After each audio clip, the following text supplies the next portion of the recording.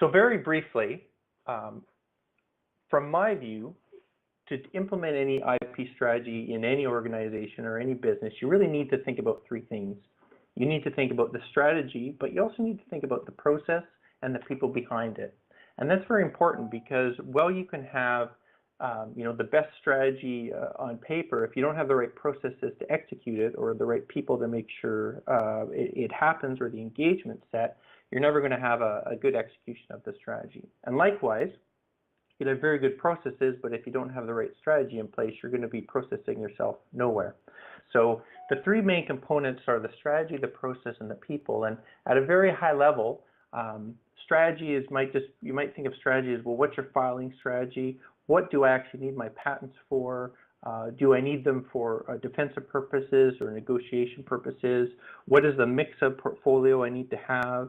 Do I, for example, am I operating in multiple market segments? So do I need to make sure I've got a mix across those segments? And if so, is one more important than the other, et cetera, et cetera? And what are the other players? So what is the mix of that and what your forum filings are? So this is the typical of the IP strategy, thinking of the IP engine, what I call the IP engine. The process might be how you get the ideas out, how you go through the evaluation process, how you file them.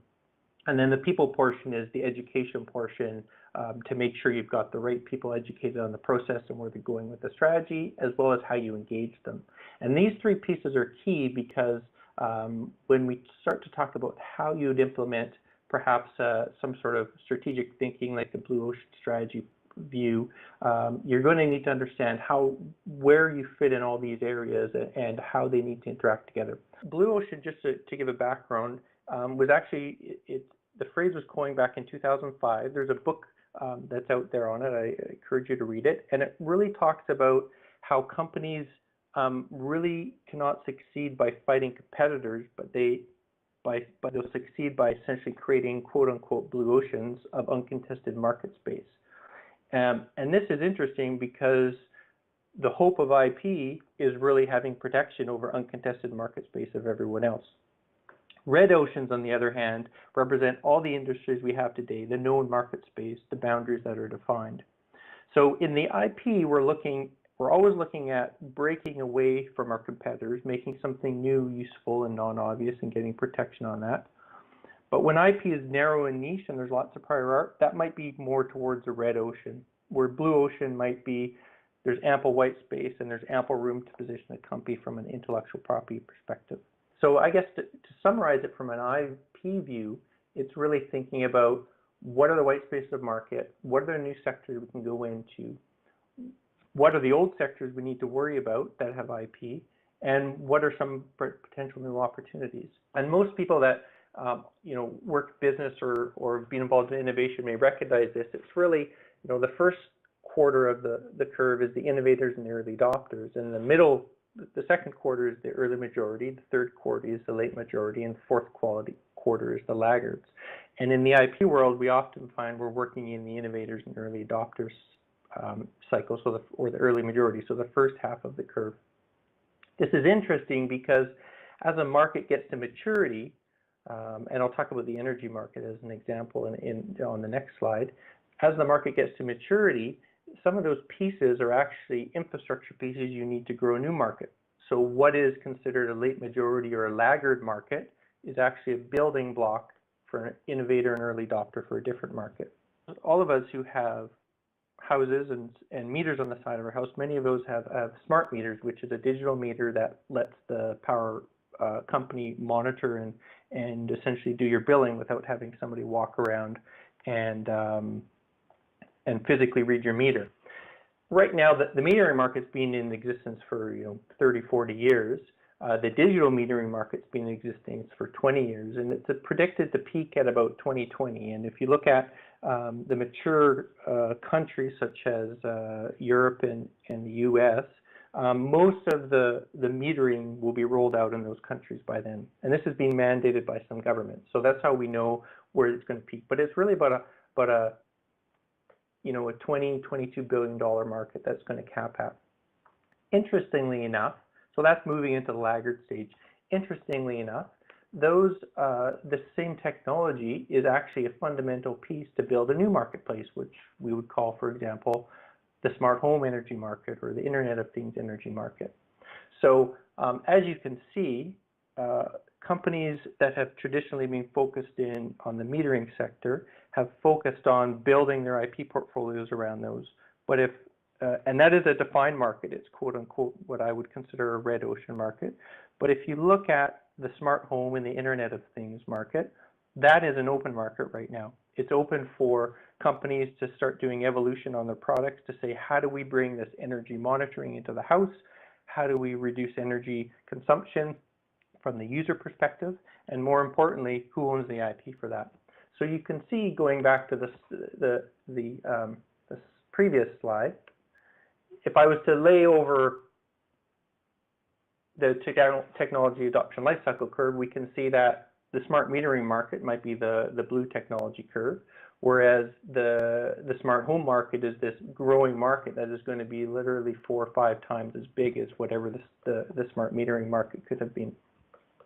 So from a blue ocean perspective, this is really interesting because it lets us realize that as a company, a technology company that has IP, working in the smart home sector or working in the IoT sector, that there's actually IP that's owned by companies that have been around for 15, 20 years but are not playing in that marketplace. And I'll give you an example. There's a table on the slide, but it lists some companies that have traditional energy companies, you know, Elster, Itron, Siemens, and there's actually a company called Transdata that is around that used to make companies like Elster and Itron I mentioned make power meters, the digital power meters, but companies like Transdata would make just the communications portion of the meters and sell these to all these energy companies. Interestingly, this has a foundational piece for some smart home technology. Granddaddy of IoT patents, one of them is actually from a company called StatSignal, which is actually linked to Transdata, and it's a system and method for monitoring and controlling remote devices. So Transdata, 20 years ago, the patent was actually filed somewhere in 1998, 1999. So 20 years ago, Transdata had realized that you need to be able to control power metering. And this is the exact same technology that we need in smart homes. You need to be able to control devices to control their energy. So again, from the blue ocean perspective, whether or not they knew they were doing it, this is a company that has really realized they need to move the old technology of metering equipment into the new generation, which is digital, and they need to have control over that. So they've essentially positioned themselves to have IP that is now needed by companies like LG, Panasonic, Toshiba, Google, and even Apple. The thinking of businesses, either multinational and startups, has to be broader than what they're working on, but also thinking about what they could be looking at in the future. How do you take this and how do you move this to next steps?